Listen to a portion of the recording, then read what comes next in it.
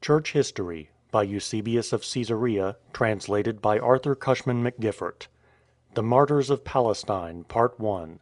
Introduction through Chapter 5. The following also we found in a certain copy in the 8th book. It was in the 19th year of the reign of Diocletian, in the month Xanthicus, which is called April by the Romans, about the time of the feast of our Saviour's Passion, while Flavianus was governor of the province of Palestine, that letters were published everywhere, commanding that the churches be levelled to the ground, and the Scriptures be destroyed by fire, and ordering that those who held places of honour be degraded, and that the household servants, if they persisted in the profession of Christianity, be deprived of freedom. Such was the force of the first edict against us. But not long after other letters were issued, commanding that all the bishops of the churches everywhere be first thrown into prison, and afterward, by every artifice, be compelled to sacrifice. Chapter 1. The first of the martyrs of Palestine was Procopius, who, before he had received the trial of imprisonment, immediately on his first appearance before the governor's tribunal, having been ordered to sacrifice to the so-called gods, declared that he knew only one to whom it was proper to sacrifice, as he himself wills. But when he was commanded to offer libations to the 4 emperors, having quoted a sentence which displeased them, he was immediately beheaded. The quotation was from the poet, "The rule of many is not good. Let there be one ruler and one king." It was the 7th day of the month Decius, the 7th before the Ides of June, as the Romans reckon, and the 4th day of the week, when this first example was given at Caesarea in Palestine. Afterwards, in the same city, many rulers of the country churches readily endured terrible sufferings, and furnished to the beholders an example of noble conflicts. But others, benumbed in spirit by terror, were easily weakened at the first onset. Of the rest, each one endured different forms of torture, as scourgings without number, and rackings, and tearings of their sides, and insupportable fetters, by which the hands of some were dislocated. Yet they endured what came upon them, as in accordance with the inscrutable purposes of God. For the hands of one were seized, and he was led to the altar, while they thrust into his right hand the polluted and abominable offering, and he was dismissed as if he had sacrificed. Another had not even touched it, yet when others said that he had sacrificed, he went away in silence. Another, being taken up half dead, was cast aside as if already dead, and released from his bonds, and counted among the sacrificers. When another cried out, and testified that he would not obey, he was struck in the mouth, and silenced by a large band of those who were drawn up for this purpose, and driven away by force, even though he had not sacrificed. Of such consequence did they consider it, to seem by any means to have accomplished their purpose. Therefore, of all this number, the only ones who were honored with the crown of the holy martyrs were Alphaeus and Zacchaeus. After stripes and scrapings and severe bonds and additional tortures and various other trials, and after having their feet stretched for a night and day over 4 holes in the stocks, on the 17th day of the month Dius, that is, according to the Romans, the 15th before the calends of December, having confessed one only God and Christ Jesus as King, as if they had uttered some blasphemy, they were beheaded like the former martyr. Chapter 2. What occurred to Romanus on the same day at Antioch is also worthy of record. For he was a native of Palestine, a deacon and exorcist in the parish of Caesarea, and being present at the destruction of the churches, he beheld many men, with women and children, going up in crowds to the idols and sacrificing. But through his great zeal for religion, he could not endure the sight, and rebuked them with a loud voice. Being arrested for his boldness, he proved a most noble witness of the truth, if there ever was one.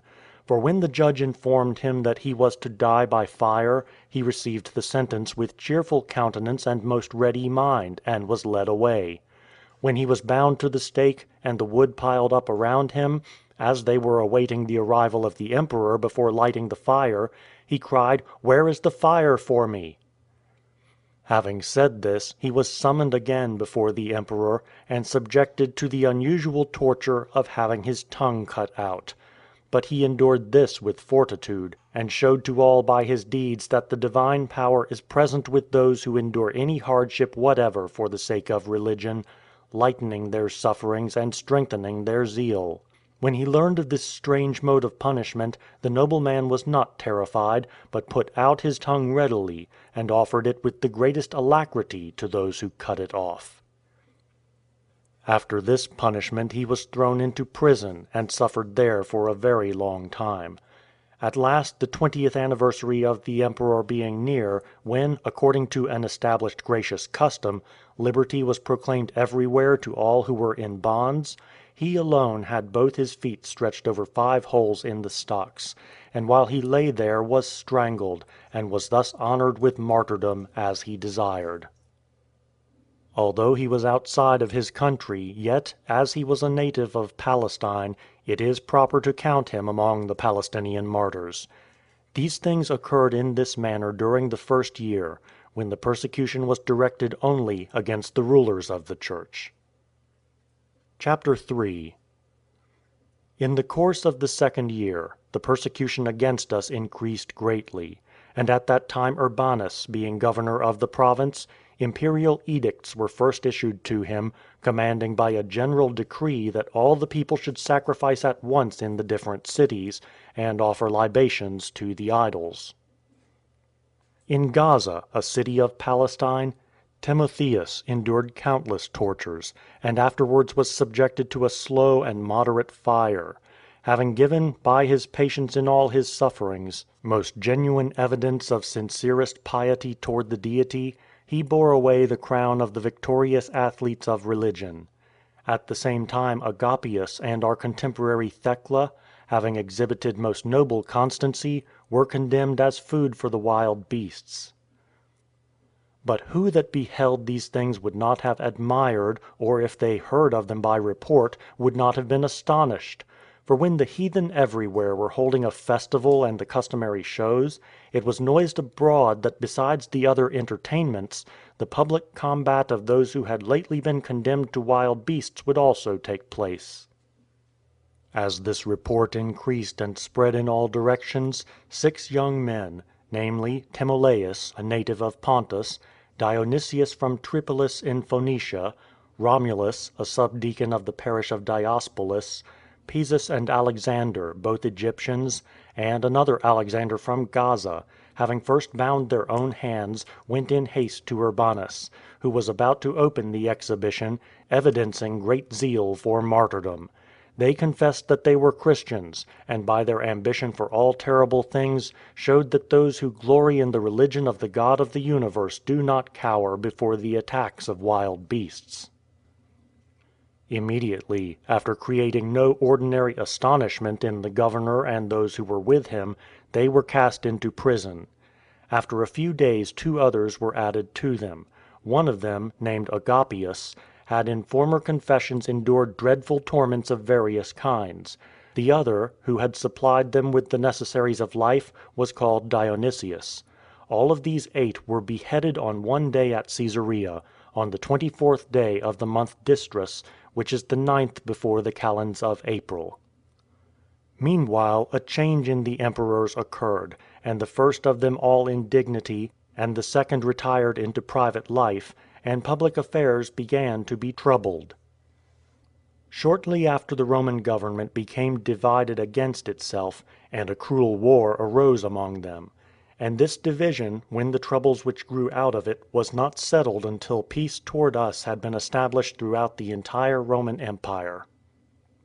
For when this peace arose for all, as the daylight after the darkest and most gloomy night, the public affairs of the Roman government were re-established, and became happy and peaceful, and the ancestral goodwill toward each other was revived. But we will relate these things more fully at the proper time. Now let us return to the regular course of events. Chapter 4. Maximinus Caesar, having come at this time into the government, as if to manifest to all the evidences of his reborn enmity against God, and of his impiety, armed himself for persecution against us more vigorously than his predecessors. In consequence, no little confusion arose among all, and they scattered here and there, endeavoring in some way to escape the danger, and there was great commotion everywhere. But what words would suffice for a suitable description of the divine love and boldness, in confessing God, of the blessed and truly innocent Lamb (I refer to the martyr Appianus), who presented in the sight of all, before the gates of Caesarea, a wonderful example of piety toward the only God? He was at that time not 20 years old. He had first spent a long time at Berytus, for the sake of a secular Grecian education, as he belonged to a very wealthy family. It is wonderful to relate how, in such a city, he was superior to youthful passions, and clung to virtue, uncorrupted neither by his bodily vigor nor his young companions, living discreetly, soberly and piously, in accordance with his profession of the Christian doctrine and the life of his teachers. If it is needful to mention his native country, and give honor to it as producing this noble athlete of piety, we will do so with pleasure. The young man came from Pagae. If any one is acquainted with the place, a city in Lycia of no mean importance. After his return from his course of study in Berytus, though his father held the first place in his country, he could not bear to live with him and his relatives, as it did not please them to live according to the rules of religion. Therefore, as if he were led by the divine Spirit, and in accordance with a natural, or rather an inspired and true philosophy, regarding this preferable to what is considered the glory of life, and despising bodily comforts, he secretly left his family. And because of his faith and hope in God, paying no attention to his daily needs, he was led by the divine Spirit to the city of Caesarea, where was prepared for him the crown of martyrdom for piety. Abiding with us there, and conferring with us in the divine Scriptures diligently for a short time, and fitting himself zealously by suitable exercises, he exhibited such an end as would astonish any one should it be seen again.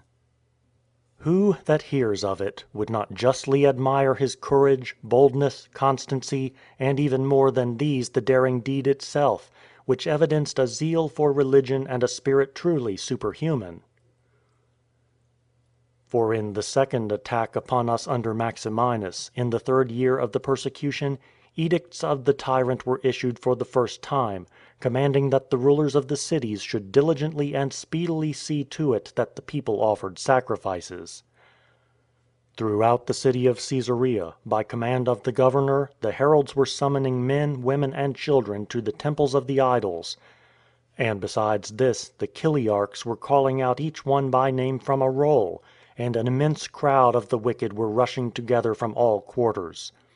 Then this youth fearlessly, while no one was aware of his intentions, eluded both us who lived in the house with him and the whole band of soldiers that surrounded the governor, and rushed up to Urbanus as he was offering libations, and fearlessly seizing him by the right hand, straightway put a stop to his sacrificing, and skillfully and persuasively, with a certain divine inspiration, exhorted him to abandon his delusion, because it was not well to forsake the one and only true God, and sacrifice to idols and demons.